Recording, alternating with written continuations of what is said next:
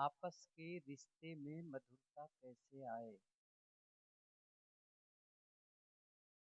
परिवार का जीवन जीते हैं, समाज का जीवन जीते हैं, मनुष्य हैं और मनुष्य को सामाजिक प्राणी कहा जाता है।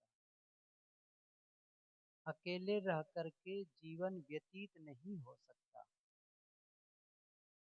कोई कीड़े मकोड़े, कोई जानवर अकेले भी जीवन बिता लेते हैं, लेकिन मनुष्य समूह में रहेगा। उन्हें साथी की जरूरत है। परिवार में रहना है, समाज में रहना है, गांव में रहना है। अब ऐसी स्थिति में एक घटना घटती है, एक समस्या आती है। कौन सी? वह है स्वभाव की भिन्नता, वैचारिक भिन्नता, रुचियों की भिन्नता, संस्कारों की भिन्नता। जितने लोग होते हैं सबके संस्कार अलग अलग होते हैं, स्वभाव अलग अलग होता है और ऐसी स्थिति में आपस में टकराने की संभावना बढ़ जाती है। आप लोग सुने होंगे पुरानी कहावत, जहाँ चार बर्तन होते हैं वहाँ क्या होता है? आवाज हो जाती है, आवाज हो जाती है। आजकल तो स्टील के बर्तनों का जमाना है, लेकिन तब एक समय फूल कांच के बर्तन, पीतल के, ये सब घर में होते थे और जब आपस में टकरा जाते थे, आवाज होती, तब माताएं क्या करती थी? क्या करती थी? आवाज को ऐसा, बर्तन को ऐसा छू लेते थे। याद है कि नहीं है? तो उसकी आवाज बंद हो जाती। ऐसे ही जब आपस में एक दूसरे के साथ टकरा जाए किसी बात को लेकर के, तब आवाज बढ़ जाती है। तो आवाज बढ़ जाती है तो घर के मुखिया, घर का जो मुखिया है या जो भी समझदार परिवार में है, उनका दायित्व क्या है? दायित्व क्या है उनका? उनकी जिम्मेदारी है कि उसे छू ले। छू ले का मतलब ऐसा साहस दे, ऐसी सांत्वना दे, ऐसा प्रेम और स्नेह दे कि उनकी आवाज खत्म हो जाए। ये आवश्यक है। जैसे ईंटों को जोड़ने के लिए सीमेंट और बालू का गारा बनाते हैं। जब आप लोग दीवार बनवाते हैं या मिस्त्री होंगे तो बनाते होंगे, देखे तो हैं, ईंट रखते चले जाते हैं लेकिन बीच बीच में गारा लगाते हैं। अच्छा, गारा न लगाएं, केवल ईंट पर ईंट जोड़ते चले जाएं तो क्या छत ढालने लायक हो सकता है? नहीं, क्योंकि ईंटें बिखर जाएंगी। तो जोड़े रखना है तो क्या करता है? सीमेंट और बालू का गारा बना करके बीच बीच में डालते हैं, जोड़ते हैं। ऐसे ही ये मनुष्यों को जोड़ने वाला गारा, वह क्या है? प्रेम और विश्वास, आपस का प्रेम। ध्यान रखो, ये प्रेम ही है जो जोड़ के रखता है। भाई भाई साथ रहते हैं। एक दिन एक भाई ने कहा, भैया मैं अलग रहूंगा। अलग क्यों रहना चाहता है? क्या भोजन नहीं मिल रहा है? कपड़े की व्यवस्था नहीं हो रही है? रहने की जगह नहीं मिल रही है? नहीं, प्रेम और विश्वास। प्रेम कम हो गया, विश्वास कम हो गया, कहीं कहीं तो पति पत्नी भी अलग हो जाते हैं। क्यों हो जाते हैं? क्योंकि वहां भी प्रेम कम हो गया, खत्म हो गया। इसलिए प्रेम को बनाए रखना है। प्रेम कैसे मिलता है? प्रेम कहाँ से आता है? जरा ध्यान दो इन बातों को। असल में मैं कल भी कहा था शायद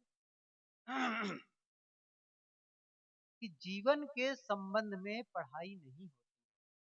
कल कहा था शायद, कल या आज ही, जीवन के संबंध में पढ़ाई नहीं होती है। पढ़ाई जिन विषयों की होती है, यहाँ अधिकतम माता बहनें भाई लोग सब पढ़े लिखे लोग बैठे हैं, विद्यालय गए, स्कूल गए हैं, कॉलेज गए हैं, और कई लोग तो अच्छी अच्छी नौकरी कर रहे हैं या करते हो करे, या फिर करके रिटायर हो चुके होंगे। तो स्कूल में जा कर के पढ़ते हैं, तो क्या पढ़ते हैं स्कूल में? भाषा या फिर विज्ञान, चाहे वो सामाजिक विज्ञान हो चाहे रसायन विज्ञान हो, यही तो पढ़ते हैं। भौतिक विज्ञान हो चाहे अर्थशास्त्र का, कुछ भी हो, यही सब पढ़ते चले जाते हैं। लेकिन जीवन की पढ़ाई नहीं होती है। स्कूल की पढ़ाई करने वाले स्कूल की परीक्षा पास करते हैं, जीवन की पढ़ाई करने वाले जीवन की परीक्षा पास करते हैं। लेकिन जीवन की पढ़ाई होती ही नहीं है। शिक्षक गण मिलते हैं, कभी कभी वार्ता होती है, तो मैं उनसे आग्रह करता हूं कि भाई, आप केवल बच्चों का सिलेबस कंप्लीट मत करवाइए, केवल कोर्स कंप्लीट करा दें और ये समझे मेरा दायित्व का निर्वाह हो गया। नहीं, ऐसा नहीं। तो क्या करना है? मैं कहता हूँ, जो आपको समय मिलता है बच्चों को पढ़ाने के लिए, 40 मिनट का, 45 मिनट का, जो भी मिलता होगा, उसी में से कभी कभी, चाहे वो सप्ताह में हो, 15 दिन में हो, या महीने में कम से कम एक दिन 10-15 मिनट का समय निकालो। कोर्स न पढ़ाओ, कोई सब्जेक्ट न पढ़ाओ जो सिलेबस का है, क्या पढ़ाओ? जीवन का पाठ पढ़ाओ। और मैं अपने अनुभव से जानता हूँ, कोर्स कंप्लीट कराने वाले शिक्षकों को प्रायः बच्चे भूल जाते हैं, जीवन के पाठ पढ़ाने वाले शिक्षकों को जीवन भर याद रखते हैं। इसलिए जीवन का पाठ, जीवन कैसे जिए। स्कूल में जाते हैं तो रोजी रोटी की शिक्षा पा जाते हैं, कैसे हमें धन कमाना है इसका ट्रिक पा जाते हैं, प्रमाण पत्र पाते हैं तो नौकरी भी पा जाते हैं। और नौकरी पाना भी एक धन कमाने का ढंग है, और कुछ नहीं है कि नौकरी पा गए तो बहुत बड़ा आप लाट साहब हो गए। हाँ, आप धन कमाने आपके पास है शक्ति, बस इतनी सी बात है। अच्छा, नौकरी नहीं पाए तो खेती से कमा लेते हैं, व्यापार से कमा लेते हैं, कोई ना कोई जरिया है। कोई गाना बजाना करके धन कमा लेता है, कोई नाच करके धन कमा लेता है, कोई ना कोई तरीका से आप धन कमा लेते हैं, चलो बढ़िया है। लेकिन उससे क्या हो गया? जीवन की पूर्णता हो गई? क्या केवल धन से आपको प्रेम मिलेगा और केवल विद्या अध्ययन कर लेने से आपके आपस का प्रेम बढ़ जाएगा? नहीं बढ़ेगा। आप अपने घरों में मशीन लगाते हैं, गर्मी लगी है, मशीन लगा लेते हैं, ठंडी हवा चाहिए, है ना? और यदि ठंडी लगी है तो फिर गर्म पानी के लिए गीजर लगा लेते हैं। यहाँ तक के फल सब्जी, कोई ऐसा सामान है जो खराब ना हो, उसके लिए क्या करते हैं? फ्रिज रख लेते हैं, रखते हैं। बहुत सारी चीजें, दूर की यात्रा करनी है तो गाड़ी रख लिए, बात करनी है मोबाइल रख लिए, कोई समाचार सुनना है टीवी लगा लिए। मैं एक बात पूछूं,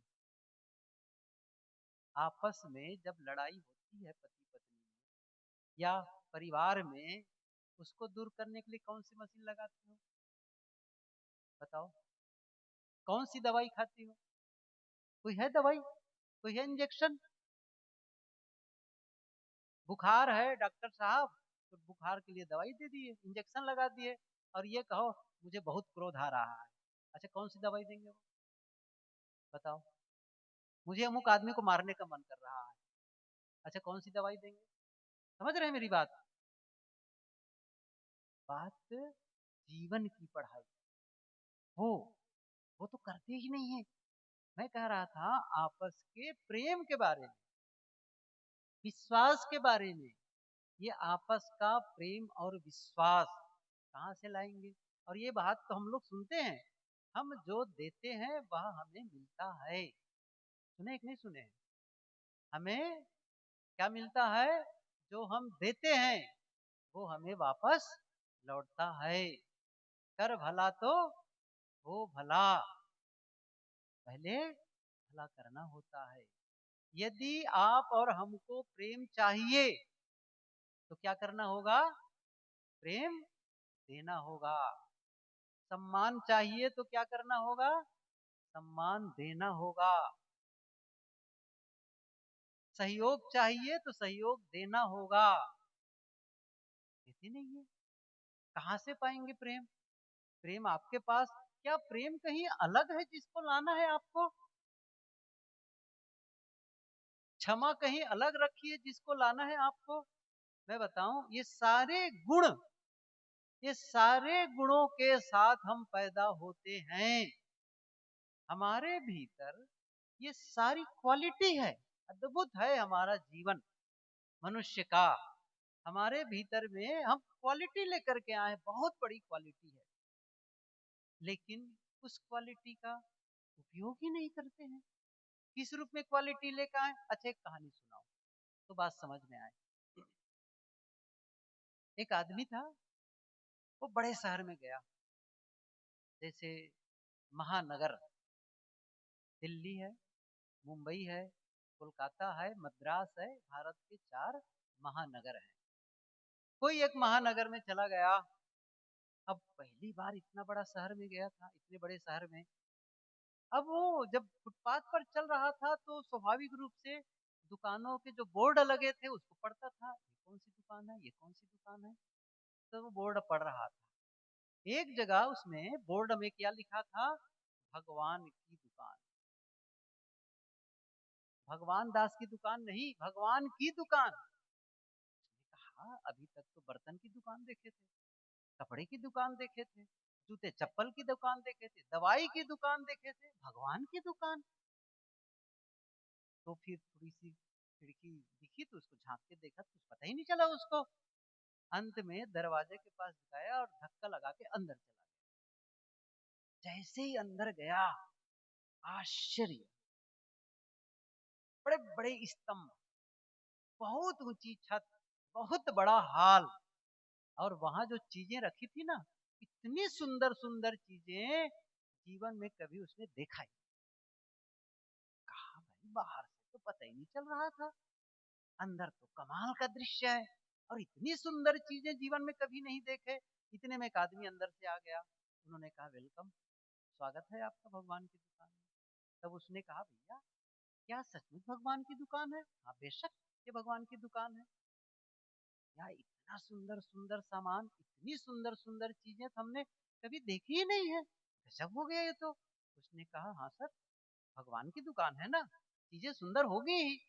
तब उसने पूछा, अच्छा ये जो सामान रखा है, चीज है, वो क्या, कौन सी चीज है? तब वो है करुणा। वो बहुत सुंदर है। अच्छा वो क्या है? उसने कहा वो प्रेम है। अच्छा, बहुत सुंदर है भाई। वो क्या है? वो क्षमा। ऐसे ही सब पूछता चला गया। वो दया, वो स्पष्टता, सब बताते चला गया सबको। हाँ भाई, ये तो कमाल की चीज है, मानना पड़ेगा। और फिर उसके मन में हुआ, ये बताओ क्या ये चीजें बिकाऊ हैं? क्या ये चीजें बिकती हैं?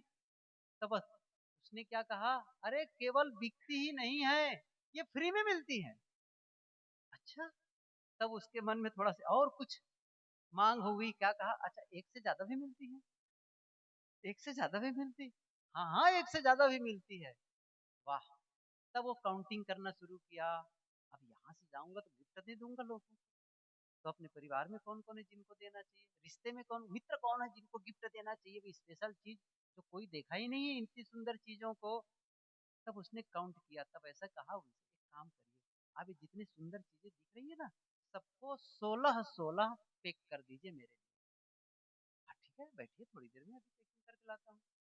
वो बैठ गए, इंतजार किया। 10 मिनट के बाद में वो आदमी आया डब्बा लेकर के।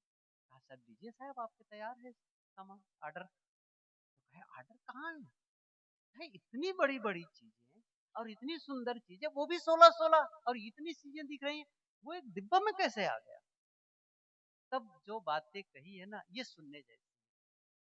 उन्होंने क्या कहा, ये जो सुंदर सुंदर चीजें देख रहे हैं ना, करुणा, प्रेम, स्पष्टता, क्षमा, दया, ये जितनी सुंदर सुंदर चीजें दिख रहे हैं ना, इन चीजों को हम सीधे नहीं देते हैं।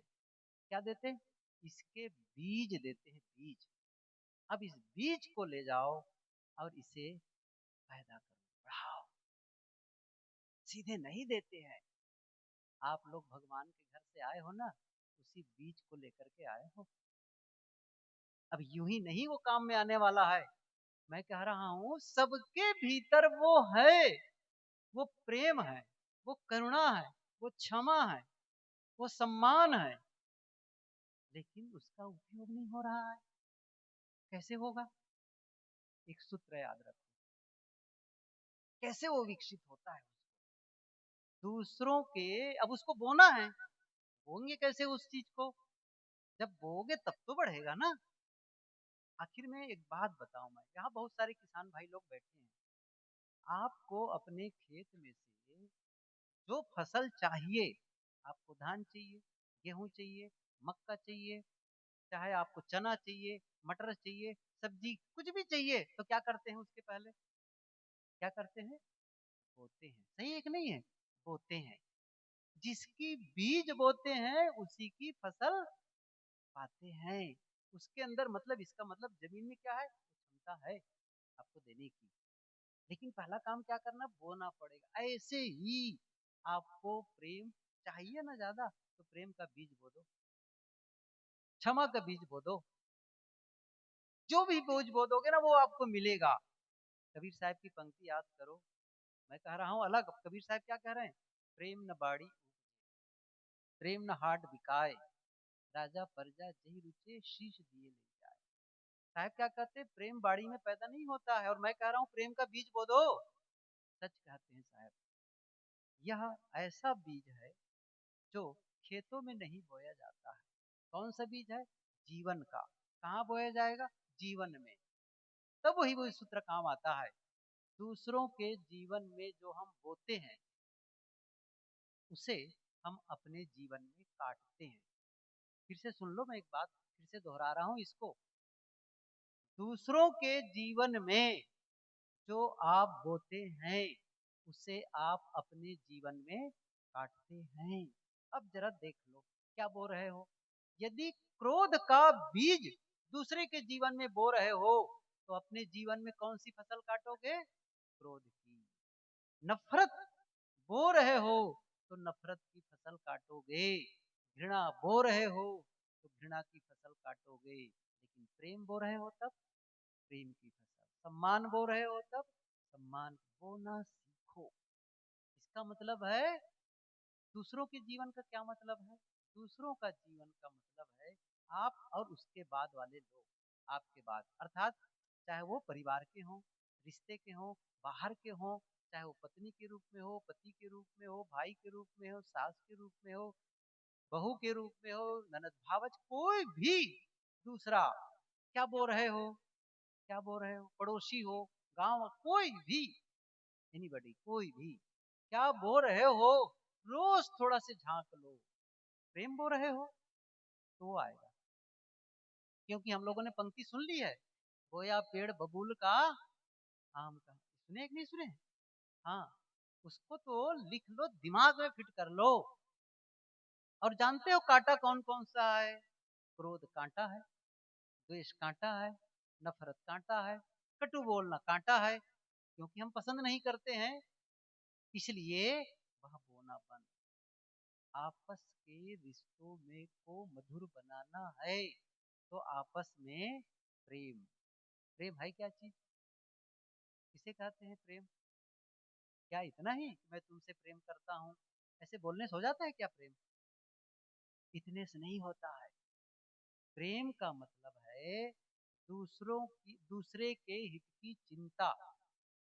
याद रखो इसको, दूसरे के हित की चिंता। इसका मतलब है, पति चिंता करता है, मैं ऐसा कौन सा व्यवहार करूं, मैं ऐसा कौन सा काम करूं जिससे मैं अपनी पत्नी को अधिक से अधिक प्रसन्न रख सकूं, अधिक से अधिक आराम दे सकूं। पत्नी भी चिंता कर रही है, वह कहती है, क्या सोचती है, मैं ऐसा कौन सा व्यवहार करूं, कौन सा ऐसा काम करूं जिससे मैं अपने पति को अधिक से अधिक आराम दे सकूं और अधिक से अधिक प्रसन्न रख सकूं। चिंता। और यही बात पिता पुत्र, यही बात सास बहू, यही बात ननद भावज, कोई भी रिश्ते हो, दूसरे के हित की चिंता। यही बात ग्राहक, आप दुकानदार हैं ग्राहक के लिए, आप शिक्षक हैं बच्चों के लिए, आप चिकित्सक हैं आपके मरीज हैं पेशेंट के लिए हैं, कोई भी हम सब भी। साधु किसकी ही चिंता करे, और साधु तो सबके लिए चिंता करता है, तो बात ही नहीं है। कबीर साहब ने कहा है कि मैं रो यह जगत को, सबके लिए भला हो, सबका सर्वे भवंति सुखिनः, ये तो काम ही है। सबको क्या करना, हम सबको दूसरे के हित की चिंता करनी है, उसका भला हो, हमेशा ध्यान रखो। कभी भी लड़ाई झगड़े को श्रेय मत दो। वस्तु, गुरुदेव जी कहते थे, वस्तु और व्यक्ति, ध्यान दो। धन धन नहीं है, ये गुरुदेव जी के धन धन नहीं है, जन धन है। धन धन नहीं है, जन धन है। मनुष्यों को धन मानो, और जिसको आप धन मान रहे हो ना, वो धन नहीं है, वो धन तो है केवल जीवन गुजर के, लेकिन रिश्तों के महत्व को समझो। धन को लेकर के रिश्ते को खराब करना नहीं, ये ना। क्या करना है, धन चाहे कमे मिले, धन का चाहे नुकसान ही हो जाए, हमारे रिश्ते की मधुरता बनी रहे, ये ध्यान रखो। क्यों, अपने लोग हैं ना, इन्हीं के लिए तो चाहिए। आपको घर में पत्नी है, बच्चे हैं, और आप धन को ही महत्व दिए जा रहे हैं। न ठीक से खाने की व्यवस्था, न कपड़ों की व्यवस्था, न रहने बसने की व्यवस्था, न कहीं घूमने फिरने की व्यवस्था, केवल धन बढ़ाकर क्या करेंगे। मैं कहता हूँ, आपके पास में बहुत ज्यादा धन बढ़ गया, तो क्या रोज जो आप 4 रोटी खाते थे, क्या 24 रोटी खाना शुरू कर देंगे? चारे तो खाएंगे। और एक बार में एक ही कपड़ा पहनेंगे, एक बार फुल पैंट पहने, एक बार कमीज पहनेंगे? नहीं जी, मेरे पास ज्यादा, दो दो कपड़े एक साथ पहनूंगा। आप लोग कहेंगे दो दो साड़ी एक साथ पहनेंगे। ऐसा होता है क्या? कितने बड़े मकान बना डालोगे। असली चीज क्या है, मैं कहता हूँ, मकान में आप रेगिस्तान बना के रहो, कोई न रह जाए, आप अकेले रहो, कोई न रहे, क्या होगा फिर? आपके घर में सदस्य हैं, महत्व उसका है कि नहीं है? और उनके लिए, धन को पाने के लिए आप उनके रिश्ते खराब कर दिए, उनके मन को खराब कर डाल रहे हैं, उनके साथ संबंध खराब कर रहे हैं। नहीं, साहब कहते थे, धन धन नहीं है, जन धन है। जन धन है अर्थात व्यक्ति के महत्व को समझो, आपस में उसका महत्व है। एक धनी आदमी था, पत्नी का जन्मदिन था, तो पत्नी के जन्मदिन के अवसर पर, धनी था ना, वो एक कार खरीद के लाया और पत्नी को गिफ्ट किया। आज आपके जन्मदिन पर, हैप्पी बर्थडे आप लोग कहते हैं ना, आज तो छोटे छोटे बच्चों के हैप्पी बर्थडे के लिए आयोजन करते हैं, ऐसे ही अपनी पत्नी के लिए उसने कार खरीद के लाया और उनको चाबी सौंप दी। और क्या कहता है, एक काम करो, नई गाड़ी शोरूम से आई थी, मैं बच्चों को संभालता हूँ, नई कार का थोड़ा आनंद लेकर के आओ। तो ड्राइव करना जानती ही थी, पार्किंग में गाड़ी खड़ी थी, चाबी लेकर गई, गाड़ी निकाल ली, चली गई रनवे पर, गाड़ी निकाल करके वो ड्राइव करने चली गई। और जब लॉन्ग ड्राइव से लौटी, तो लौटते समय आप लोग देखे हैं ना, सड़क के बीचों बीच में ऐसा डिवाइडर लगा रहता है, अलग बीचों बीच में डिवाइडर होता है, उसकी कार डिवाइडर से जाकर के टकरा, जैसे गाड़ी टकराई उनके आंखों से आंसू, आज ही तो गाड़ी आई, क्या जवाब दूंगी मैं अपने पति महोदय को। इतने में पुलिस, ट्रैफिक पुलिस आ गई। उसने कहा कि मैडम, आप जरा अपना कागजात दिखाइए, है ना, फिर ड्राइविंग लाइसेंस, ये गाड़ी का कागज दिखाइए तो सही। अब जैसे उसने सामने डिक्की से निकाला ब्राउन लिफाफा, और लिफाफा को उलटती है, अपने कागजों के साथ में जो उसने रखा था, उसी के साथ में इतना बड़ा पर्चा छोटा सा, जो उसके पति का हाथ से लिखा हुआ था और उसके साथ निकला हुआ। क्या लिखा था उसके पति ने? उसने लिखा था अपनी प्रिय पत्नी के लिए कि यदि गाड़ी को कुछ हो जाए तो चिंता मत करना, मैं गाड़ी से प्रेम नहीं करता, प्रेम तुमसे करता हूँ। सोचो, अब मन की क्या दशा हुई होगी, कितना सुकून मिला होगा उसको। मेरा मतलब है, आप गाड़ी को लेकर, वस्तु को लेकर, एक कोई सामान टूट गया उसको लेकर के आप इतना प्रहार कर डाले। अरे सामान तो फिर से खरीद के ले आओगे, रिश्ते कहां से खरीद करके लाओगे? इसलिए सम्मान करो, असली बात है, प्रेम करो। गलती सबसे होती है। अच्छा, गलती किससे नहीं होती? कोई है जो हम में से हाथ उठाकर कहे आज तक मेरे से कभी गलती नहीं हुई है? नहीं, हम सबसे गलती होती है। अच्छा, तब क्या चाहते हैं गलती होने के बाद में? क्या चाहते हैं? मेरे से गलती हो गई, आपसे गलती हो गई, तो आप क्या चाहते हैं गलती होने के बाद में?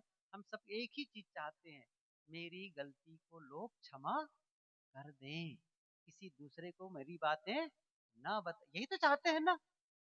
जब मैं ये चाहता हूं कि मेरी गलती को क्षमा कर दे लोग, तो दूसरा भी तो वही चाहता है कि उसकी गलती को क्षमा कर दें। करनी चाहिए कि नहीं करनी चाहिए? जब लड़कियां आती हैं जिनकी शादी प्राय नहीं हुई होती, मैं उनसे कहता हूँ, अभी तो आपका पार्ट 1 चल रहा है, अध्याय 1, सही कि जब पार्ट 1 शुरू होगा, सेकंड अध्याय, क्या उसकी भी तैयारी कर रही हो? वहाँ राजस्थान की बात है, एक जगह इसे शाम के टाइम भोजन के लिए बुलाया, कई साल हो गए। तो घर में बिटिया थी, परिचित घर। मैंने कहा कि क्या कर रही है बेटी इस समय? साहब मैं एमबीए कर रही हूँ। अच्छा, एमबीए कर रही हो, इसका मतलब मैनेजमेंट की पढ़ाई? हाँ साहब, मैनेजमेंट की पढ़ाई कर रही हूँ। अच्छा, तो मुझे एक बात बता दो, लाइफ मैनेजमेंट के बारे में बता दो। मैं तो नहीं जानती हूँ। मैंने कहा अभी पढ़ लिख करके बड़ी बड़ी कंपनियों का मैनेज करने जाओगी और अपनी ही जीवन को मैनेज नहीं करना जानती हो? सोचो, आप जो पढ़ाई कर रही हो आपको पता है? मैंने कहा जब वहां जाओगे, यहाँ क्या है, जहाँ जहाँ जहाँ जन्मे हो, माँ, पिता, भाई, दादा, दादी, भाभी, जो भी हैं, सब तो परिचित है शुरू से।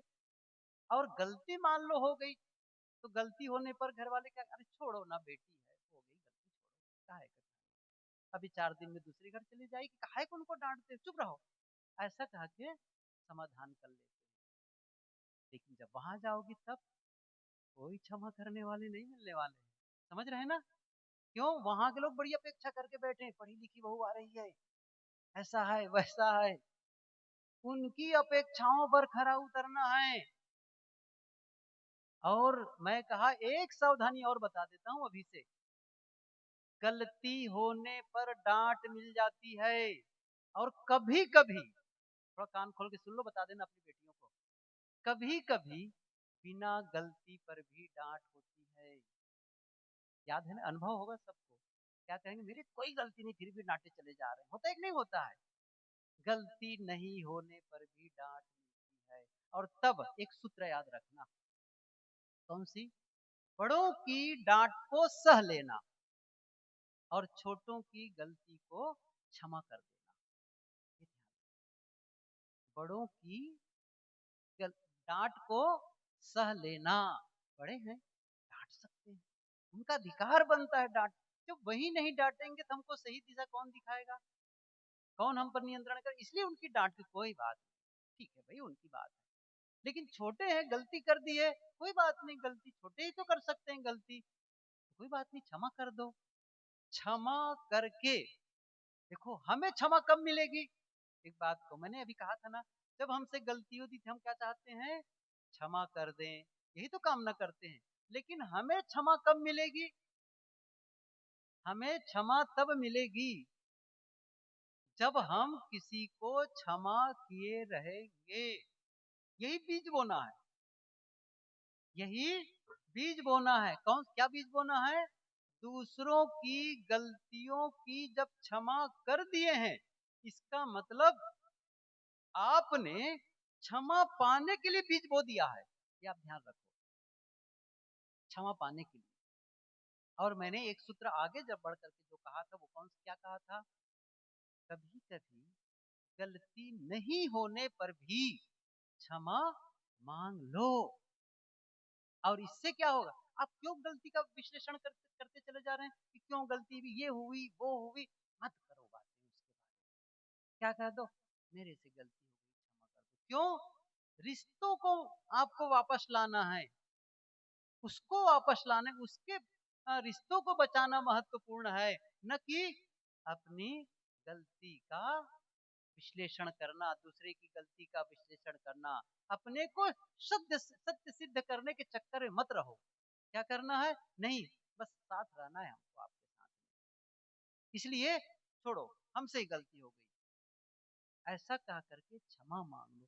मैं एक कहानी, जो बहुत पुरानी कहानी है, कई बार दोहराता हूँ, आज दोहराता हूँ मैं उस कहानी को फिर से। एक आदमी था, और आदमी नहीं कहना चाहिए, साधक कहना चाहिए। गृहस्थ था, साधक था। कई गृहस्थ भक्त साधक होते हैं। केवल ऐसा नहीं कि साधु ही साधक होता है, वो परिवार में रहता है लेकिन साधना का जीवन जीता है। बढ़िया उनका आचरण, उनका व्यवहार, खान पान, सब कुछ ध्यान, चिंतन, पठन, मनन सब चलता है। घर का भी काम देखेगा, चाहे व्यापार करना हो व्यापार करता है, जो भी काम करना होता है करते रहता है। लेकिन साधना, एक साधक। तो उसका जो दामाद था, एक बार कहा कि पिताजी मुझे कुछ व्यापार शुरू करना है नया, तो पैसा आप कुछ दे दें, आपके पास है तो, ताकि मैं व्यापार कर सकूं। उसने कहा ठीक है, पैसा ले लो। 3 लाख रुपये वो उधार ले लिए। अब व्यापार शुरू कर दिया वो, 3 लाख रुपये अपने ससुर से लेकर के वो इंसान। और फिर क्या हुआ, व्यापार में बढ़ोतरी होती चली गई, प्रगति होती चली गई। लेकिन तब क्या हो गया, अब पैसा लौटाने का नाम नहीं ले रहा था। 1 साल, 2 साल, 4 साल, 5 साल, अब इतना पैसा कमा लिया था, अब लौटाना चाहिए, है ससुर ही तो है, लौटा देंगे जब होगा, नहीं लौटाएंगे तो क्या रखा, ऐसा मन में हुआ होगा, जो भी हुआ होगा। 8, 10 साल, 12 साल बीत गए, वर्षों। अब अब उनके जो ससुर जी थे, जो साधक थे, अब अपने रिश्तेदारों को बताने लगा, देखो जी मैं अपने उस दामाद को पैसा दे दिया, 3 लाख को लौटाता नहीं है। अपने मित्रों में चर्चा करने लग गया, और ऐसा चर्चा का विषय, उसको चर्चा करते करते, अब जब कभी वो ध्यान में बैठता, कभी साधना में बैठता, तो वही चलने लगता। उसने कहा ये तो बड़ा गड़बड़ है, मेरी तो साधना ही चौपट हो रही है। गुरु जी के पास गए, गुरुदेव मैं तो बहुत परेशान हूँ कि क्या हुआ, बताया सारा विवरण। मैंने पैसा दे दिया और वो चल करके मेरी साधना खराब हो रही है। सारी बातें सुन करके गुरुदेव ने क्या कहा, बेटा एक काम करो, चले जाओ बाजार, बड़े दुकान, और बहुत सारे फल और बहुत बढ़िया मिठाई, ढेर सारी खरीद के ले जाओ, और अपने दामाद के घर जा करके क्षमा मांग लो। गुरु जी आप कैसी बात कर रहे हैं, पैसा तो उसने लिया है, लौटाया उसने नहीं, और मुझे ही कह रहे हैं क्षमा मांगने के लिए, मेरी क्या गलती है। उसने कहा देखो, ताली दोनों हाथ से बजती है, एक हाथ से बजती नहीं है। कहे महाराज मैं समझ रहा हूँ आपकी बात, लेकिन आखिर मैंने कौन सी गलती कर दी है। तब गुरुदेव ने क्या कहा, उन्होंने कहा देखो, गलती किसकी है, जो पैसा नहीं लौटाया, उनकी गलती है। तुम्हारी गलती क्या है, जो जगह जगह लोगों के साथ में उसकी बुराई कर, इसी के नाते तुम्हारा मन अशांत हो गया है। उसको बात समझ में आई, उसने कहा सही कहा। और उसने क्या किया, गया, सामान लिया, बहुत फल मिठाई, और रात के करीब 9 बज गए, गाड़ी लेकर के सीधे उनके घर पहुंचा। और घर में अंदर में क्या, उनकी बेटी, उनका दामाद, उनके जो बच्चे थे, नाती पोता कह लो, नहीं, नाती नतनीन कहना है कि नहीं है, मतलब लड़की के जो बच्चे थे वो सबके सब भोजन करने के लिए बैठे। डाइनिंग टेबल नहीं होता है, सब भोजन रख दिए हैं और सब लोग बैठ करके खाना है। इतने में खटखट की आवाज आई दरवाजे पर। तो उसका जो बेटा था, मतलब उसका जो नाती था, वो जाकर के दरवाजा खोला। दरवाजा जैसे खोला, इतने जोर से उसके मुंह से आवाज निकल गई कि नाना जी आ गए, नाना जी आ गए। उसकी बेटी ने सोचा पिताजी आ गए, 12 साल से भी ज्यादा समय हो गए इस दरवाजे पर वो नहीं आया था, मिले ही नहीं थे। बताओ, कोई लड़की अपने पिता से 12 साल तक न मिले, 15 साल तक न मिले, कितनी बड़ी बात होती है। और आज जैसे वो फाटक खुला, वो धड़धड़ा के अंदर चला गया और मिठाई और फल को उसी टेबल पर रखते हुए क्या कहता है अपने दामाद से, बेटा मुझसे गलती हो गई, मुझे क्षमा कर। जैसे ही उसके ससुर ने क्षमा मांगा, वो रोने लगा और बस पैर पकड़ लिया, उठा करके उसने छाती में लगाया, अपने सीने से लगा लिया, रोता रहा। कुछ समय बीता, अलग हुआ, अब बेटी का नंबर था। बेटी अपने पिता के सीने से लगकर रोने लगी, पिताजी कितने साल के बाद मिले थे। और इसी बीच दामाद घर के अंदर गया, अलमारी से पूरे रुपये 3 लाख निकाल करके रखते हुए क्या कहता है, पिताजी ये रुपये आप रख। तब उसके जो पिता थे ना साधक, उसने क्या कहा, बेटा आज मैं इस कौड़ी के लिए नहीं आया हूं, और जिसके लिए मैं आया था ना वह मुझे मिल गया। अब उसने क्या कहा, नहीं पिताजी, अगर आप इन रुपयों को नहीं रखोगे तो मैं जीवन भर चैन से नहीं रह पाऊंगा। उसने पैसे रखे और उन्हीं के बच्चों में रुपयों को फिर बांट दिया। और रात में करीब 10:30 बज गए थे, 10 बज गए, 10 से ज्यादा, 10:30, 11, सबके सब गाड़ी में बैठते हैं और फिर वो अपने घर ले आए साधक। माँ, वो अपनी वो बेटी थी ना, 15 साल या 12 साल के बाद में माँ से मिलने जा रही थी, भाभी से मिलने जा रही थी। सोचो जरा। और वहां जाने के बाद जो माहौल बना, सबके सब मिले और आपस में किस प्रकार रोए और गले मिल करके, बिल्कुल ही अलग माहौल बना। क्यों ऐसा हुआ? गलती नहीं होने पर भी क्षमा मांग ली। कुछ बेतुके झगड़े, कुछ बेतुके झगड़े कुछ इस तरह खत्म कर दिए मैंने, जहां गलती नहीं भी थी वहां भी हाथ जोड़ लिए मैंने। रिश्ता निभाना है। हमें कोई महाभारत का युद्ध करना है कि भारत और पाकिस्तान की लड़ाई करनी है? नहीं, आपके रिश्ते आपके हैं अपने। गुरुदेव जी ये भी कहा करते थे, भाई भाई हैं, व्यवस्था बनी, अलग अलग भी रह लेते, कोई बात नहीं, अलग अलग रह लेते तो आपस का प्रेम बना रहे। अब लड़कर के ही अलग होने की क्या जरूरत है? व्यवस्था है, ठीक है भाई, अभी स्थिति ऐसी बन रही है, अमुक मकान में रह लो, अमुक अपना व्यवसाय संभालो अपने शौक में, लेकिन आपस का प्रेम बना रहे। ये नहीं है कि आपस में कट्टर दुश्मनी हो जाए तब जाकर के बंटवारा करो। नहीं, ऐसा नहीं, ऐसा नहीं चाहिए। लेकिन मान लो एक भाई ने कोई गलती कर दी, तो क्या दूसरे भाई को भी यही करना चाहिए? क्षमा बड़न को चाहिए, छोटन को, छोटे ने कोई उत्पात कर दिया, ये तो बड़ा का काम है क्षमा करना। अब बड़े भी वैसे अनुदार हो जाए तो कैसे काम बनेगा? नहीं, क्या करना है, बीच में खाई नहीं बनाना है रिश्तों में। क्या करना है, ब्रिज। एक कहानी कहूं, समाप्त करूं, ये सत्संग समय पूरा होता है।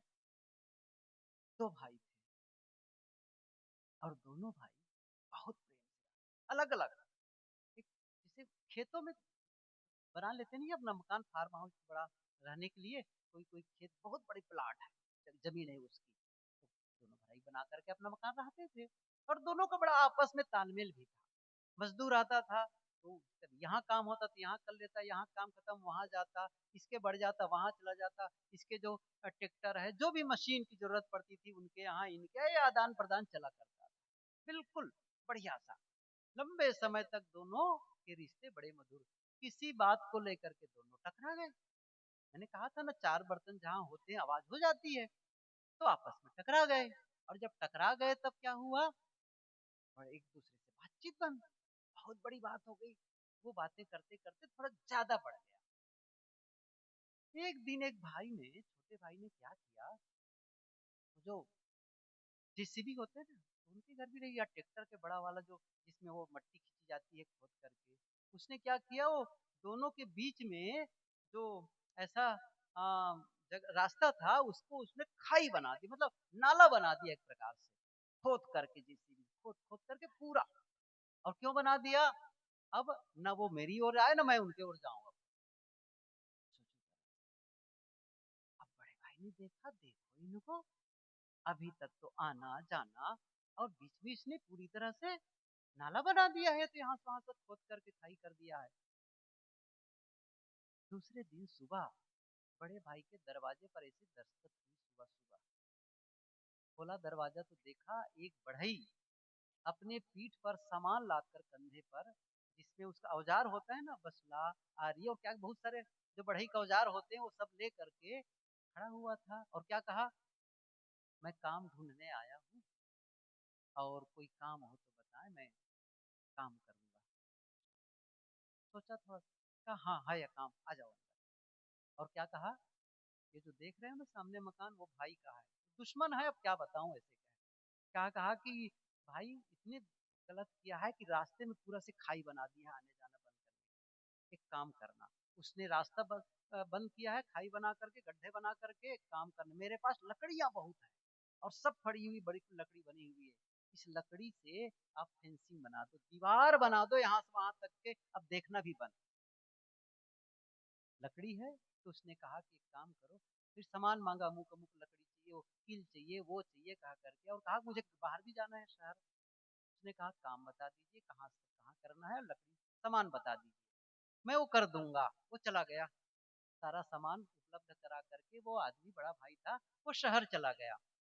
शाम को लौटा और बढ़ई दिन भर मेहनत की, दिन भर, और दिन भर मेहनत करके पूरी यहाँ से वहां तक के वो बढ़िया से बना करके रखा। कैसे बनाना था वो उनको पता था। जैसे शाम को लौटा तो बड़ा भाई आश्चर्य, क्या कहा था बनाने के लिए, पूरी यहाँ से वहां तक दीवार, बाउंड्री बना देना।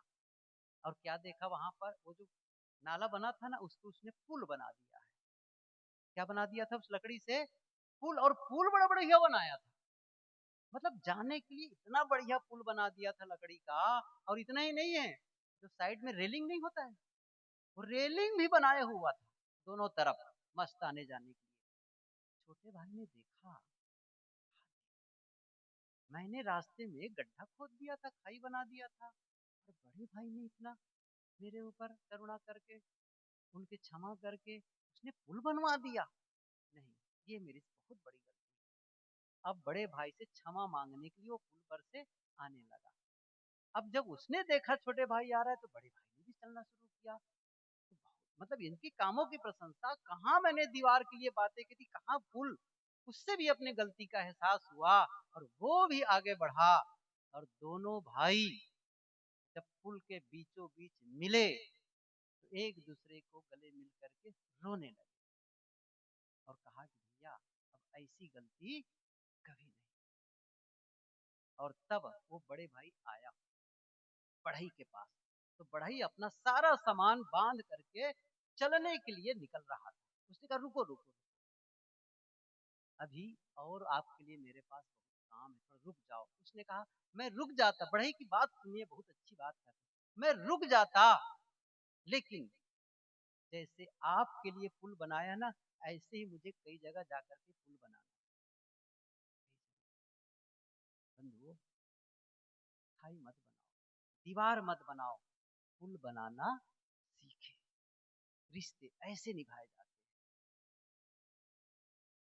मेरा मतलब है आपस का प्रेम, आपस का विश्वास, ये महत्वपूर्ण है। क्षमा मांग लो, क्षमा कर दो, बातचीत जारी रखो। कभी भी ऐसा मत करो कि आपस की बातचीत बंद हो, कोई बात नहीं, अपने ढंग से।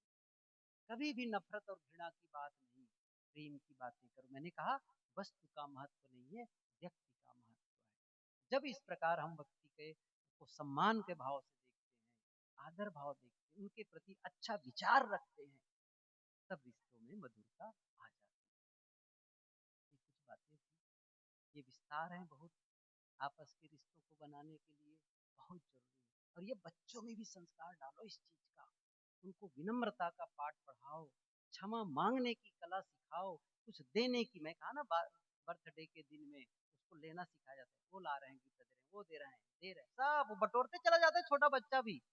उस बच्चे से कहो अब तुम देना भी सीखो, समझ रहे हैं ना, देना भी सीखो, गरीबों को, दुखियों को, जो जरूरतमंद है लोगों को उनको देना सीखो, केवल बटोरना न सीखो, उसको क्षमा करना सिखाओ, क्षमा मांगना सिखाओ, मीठी बातें करना सिखाओ, किसी गरीब दुखियों की सेवा करना सिखाओ, बड़ों का सम्मान करना सिखाओ। और कब सिखा पाओगे, जब खुद करोगे। बच्चों को अच्छा बनाने के पहले खुद को अच्छा बनना पड़ेगा। ये कुछ बातें थी जो हमें ध्यान में रखना चाहिए। और फिर आत्मा और परमात्मा के बारे में आपको ध्यान, आपको सत्संग, आपको स्वाध्याय, मैं बताया था सुबह शाम थोड़ी देर बैठो, आत्मचिंतन करो, दोषों को बाहर निकालो, अच्छाइयों को भीतर लाओ। ये जब करने लगोगे तब जीवन सुधार का काम होगा। और यही सत्संग का फल है, इसी के लिए हम मानव का जीवन मिला हुआ है। ये सब हम करते चले। आप सबको बहुत बहुत धन्यवाद, यशवंत जी को धन्यवाद जो हमसे कहे थे कि साहब एक दिन के लिए आ जाना। मैंने कहा ठीक है भाई, एक दिन के लिए आ जाएंगे। अब बाद में हमारे साथियों से आपस में तय के लिए नहीं था 2 दिन के लिए, मुझे बताया, मैंने कहा मैं नहीं आने वाला हूँ 2 दिन के आपके यहाँ नहीं आना पड़ेगा। और 2 दिन का, और सचमुच 2 दिन भरपूर हो गया।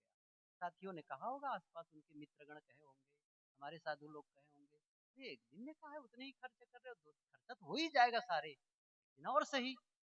तो जितनी बातें 2 दिन में हुई है वो एक दिन में संभव नहीं। और इन हमारे साथी संतगण, मैं बड़ा डर रहा था यहाँ के लिए, यहाँ हम तो 2 ही 3 लोग आने वाले हैं, कौन सहयोगी मिलेंगे।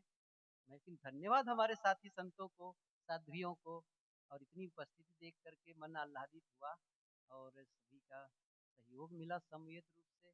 आप भक्तों से मिलकर के खुशी हुई, और आप लोगों की निष्ठा, हर साल सत्संग, और इतना प्रेम संतों के प्रति, और बहुत ही प्रेम से सुनते हैं इन बातों को।